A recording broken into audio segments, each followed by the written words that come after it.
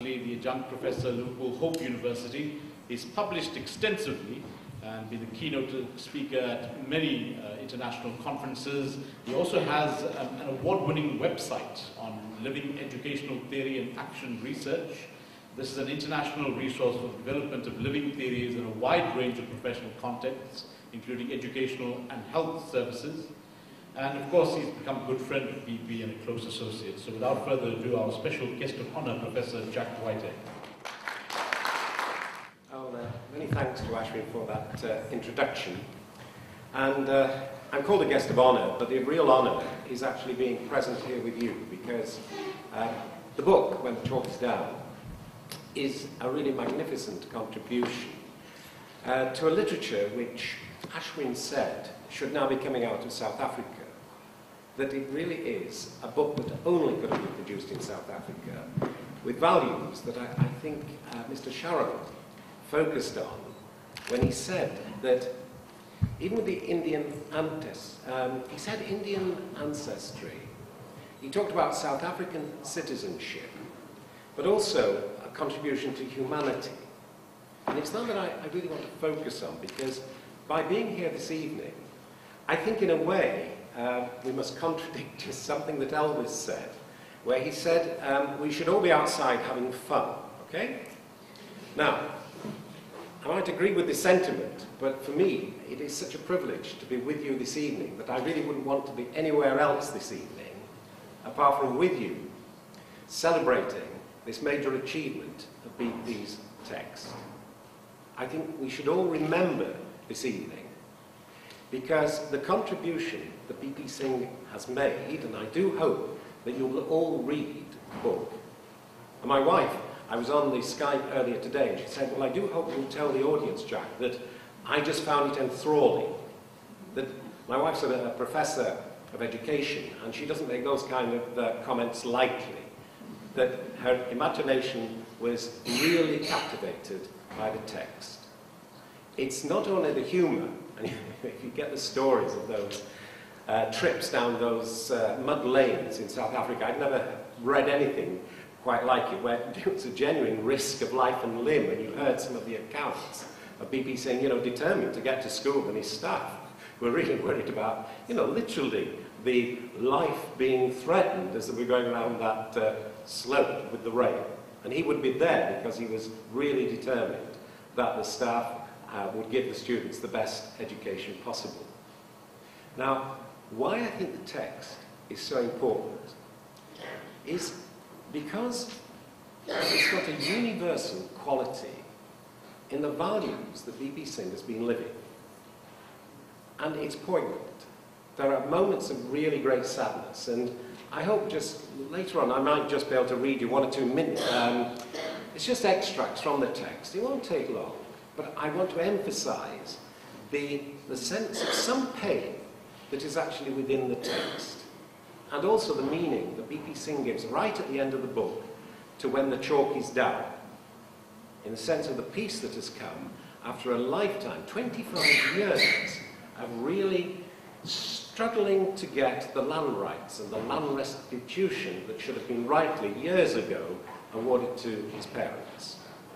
So it's this continuous struggle, but with humour and energy and a really fierce determination to be as good an educator as possible and to give the best opportunities for the students in his care, whether it's as a teacher or principal or later in relation to administration or union work. So there is that fierce determination, the commitment to those values, to give the children the best possible opportunity in this South African context.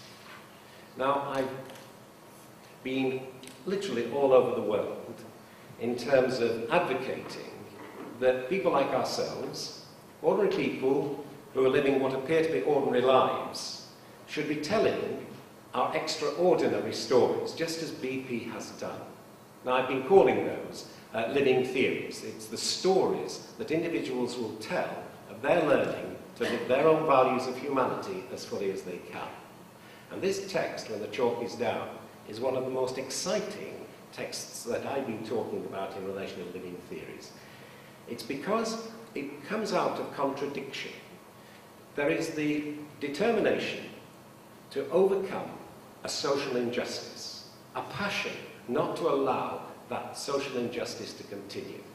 And from that contradiction, you get the imagined possibilities. Time and time again, B P Singh works to overcome those kinds of difficulties, the struggles, the blocks, and it's over 25 years. And it's that I think is inspiring. The quality of writing is also very high indeed.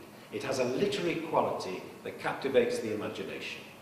Now that's why I think it is a privilege to be here this evening, and not to be out anywhere else having fun. The actual memory of tonight, I think, should remain with each one of us because of the significance of the text that has been produced.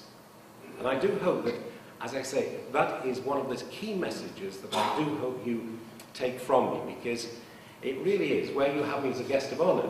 I should just mention that my international connections, I'm also a visiting professor in one of the Chinese universities. I'm known as a distinguished scholar in residence at one of the American colleges, Westminster College.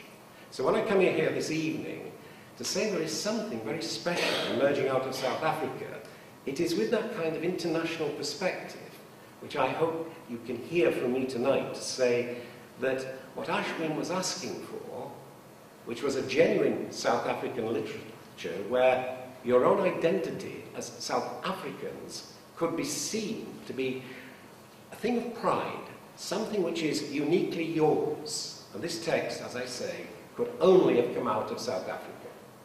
It is a story that I think, in relation to your own identities as South Africans, you can be truly proud. And it's what I think Ashwin was wanting, in the sense of a genuine South African literature that you can identify with.